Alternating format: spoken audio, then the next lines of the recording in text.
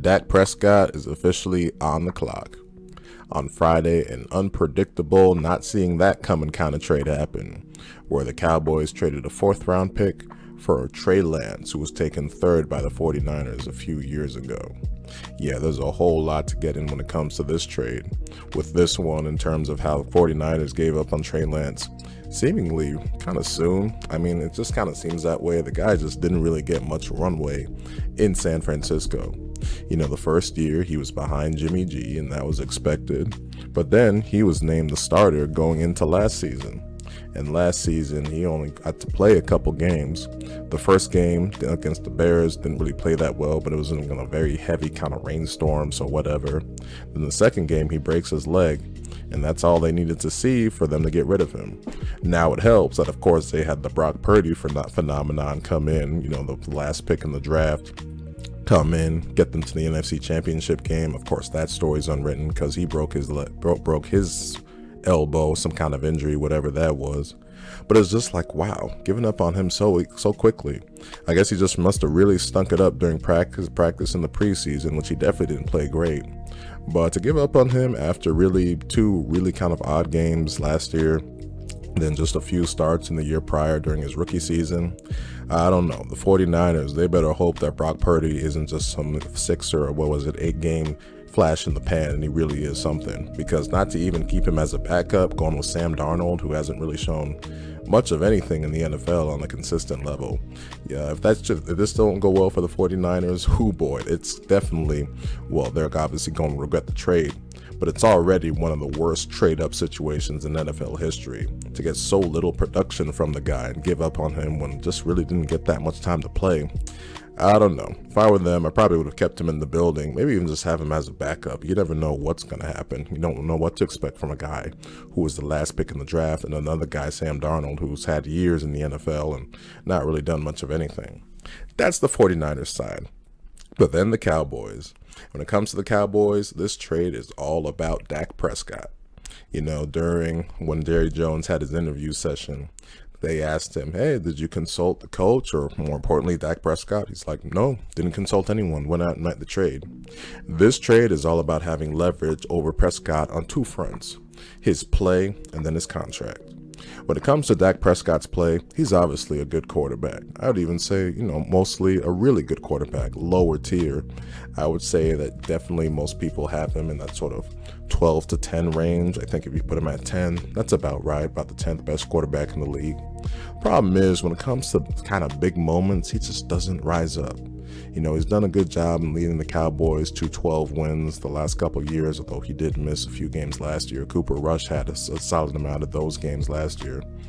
But when it comes to those moments, seeing the playoffs against the 49ers, his production just isn't what it needs to be.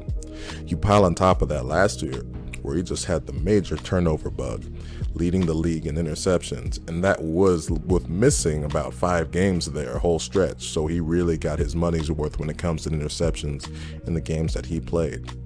I just think it had come to a point where Jerry Jones had just seen enough and saying, you know what, your production is just too kind of up and down in terms of those big moments, mostly down.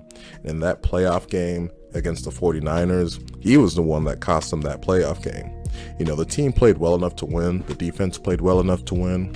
But his turnover self again, two interceptions at really inopportune times. One of them came during scoring position. It's just like you just pile that on top of the regular season he had. I just think Prescott, it's just too many times where there seems to be a clear ceiling in terms of he's never going to be that upper tier quarterback.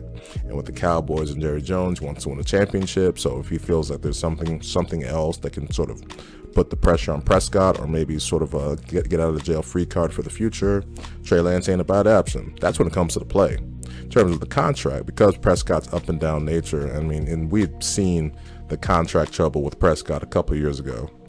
Got his money a couple years ago. Teams had solid regular season success, playoff success. It hasn't been what it needs to be. Still haven't reached the conference championship game since the freaking 28 years ago. It's one of the most embarrassing NFL factoids any team can have of a team of the Cowboys caliber.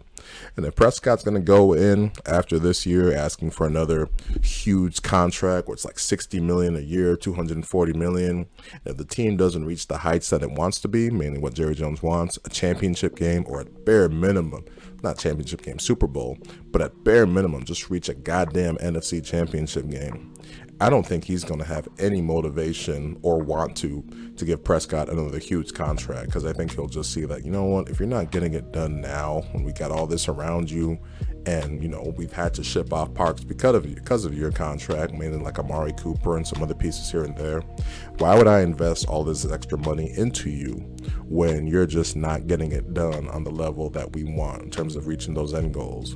And with that, when you have Trey Lance, who you're obviously not going to be paying much of anything. I mean, the guy is still going to, I mean, now the fact that once his, I guess, initial first round contract comes up, he ain't going to be getting no big money. And I would take a flyer on playing Trey Lance. The guy, he was drafted high for a reason. You know, he has unbelievable upside despite the very raw talent that he has and few starts and opportunities he's gotten even to play in the last few years.